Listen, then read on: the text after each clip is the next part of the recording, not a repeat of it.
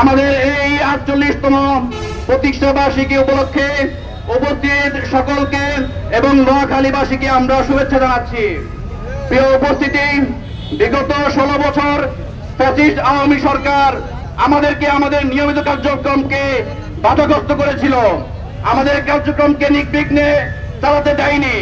কিন্তু ইসলামী ছাত্র শিবিরের এই পথ চলাকে তারা রুদ্ধ করতে পারেনি, কারণ আমরা হচ্ছি খালিদ বিন ওয়ালিদের উত্তরসূরি, আমরা হচ্ছি আবু বকরের উত্তরসূরি, আমরা ওমরের উত্তরসূরি। আমাদেরকে খুন, গুম, হত্যা, নির্যাতন করে ছাত্র শিবিরের এই পথ চলাকে রুদ্ধ করা যাবে না। উপস্থিতি, আমাদের এখন পর্যন্ত ঢাকা বিশ্ববিদ্যালয়ের প্রতিষ্ঠাকালীন সভাপতি এটিএম আজহার ভাই এখন পর্যন্ত কারাগারে। আমরা সরকারকে বলে দিতে চাই, অনতিবিলম্বে আমাদের আজহার ভাইকে মুক্ত করে দিতে হবে। মুক্তি নিয়ে যদি ডালবাড়া করা হয় তাহলে ছাত্র সমাজ সেটা কি বরদাস্ত করবে না। উপস্থিতি, বিগত দিনগুলোতে আমাদের অসংখ্য ভাইদেরকে হত্যা করা হয়েছে।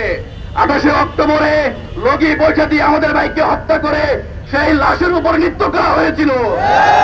আমাদের সাবেক কেন্দ্রীয় সভাপতি দেলোয়ার হোসেন ভাই সহ অসংখ্য ভাইকে দিনের পর দিন নির্যাতন করে রিমান্ডে রাখা হয়েছিল। কিন্তু ছাত্র শিবিরের এই পথচলাকে রুদ্ধ করতে পারেনি, কারণ আল্লাহ রাব্বুল আলামিন বলেছিলেন, ইউরিদুনা লিইউতফিউ নূরাল্লাহি বিআফওয়াহিহিম ওয়াল্লাহু মুতিম্মু নূরিহি ওয়ালাউ কারিহাল কাফিরুন। কাফিররা যতই আশা করুক তারা ইসলামের নূরকে নিভিয়ে দিতে চায়, আল্লাহ রাব্বুল আলামিন তার এই নূরকে প্রজ্বলিত করবেনই।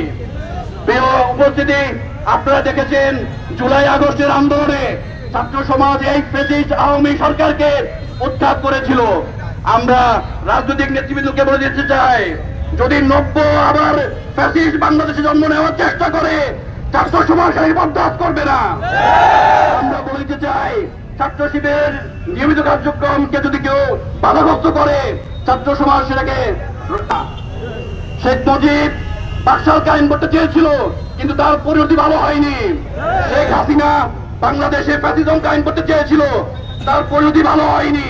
সর্বশেষ গতকালকে 32 নম্বর ভোটের বাড়ি ভাঙচুর করার মধ্য দিয়ে ছাত্র সমাজ বুঝে দিতে চায়, যদি কেউ বাংলাদেশে ফ্যাসিজম কায়েম করতে চায় এই ছাত্র সমাজ সে ফ্যাসিজমকে বরদাস্ত করবে না।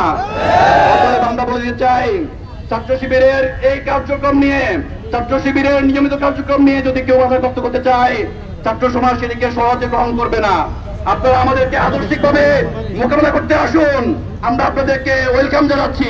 কিন্তু আদর্শিকভাবে পরাজিত হয়ে ভিন্ন পন্থা যদি ছাত্র শিবিরের পথচলাকে বাধাগ্রস্ত করতে চায় ছাত্র শিবির সেটাকে গ্রহণ করবে না।